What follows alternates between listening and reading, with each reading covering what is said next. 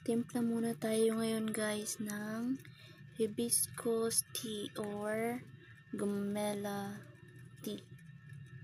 So ayan, ito is mainit na tubig yung nilagay ko dyan guys bago ko nilublob yung isang tea bag ng hibiscus. So ayan. Ilagay ko sa description yung benefits ng hibiscus tea. So, ayan. Ito naman guys, kuha tayo ng sample kung ano yung laman ng isang tea bag. Saan na ngayon?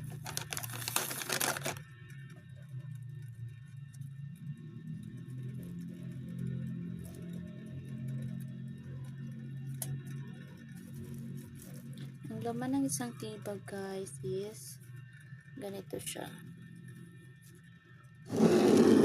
Muna natin yan. Then, ito. Ganito siya.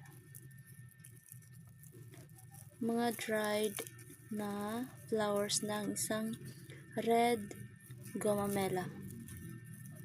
So, yan. Red gumamela to siya guys kasi as you can see, so yan, reddish yung kulay ng isang tea natin dito na sample. Diba? So, yan. Kaya, red po ang gumamela na dried na to. So, ayan siya guys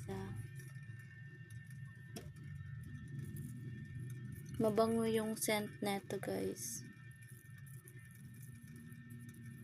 So, ilagay ko sa description sa taas yung benefits neto.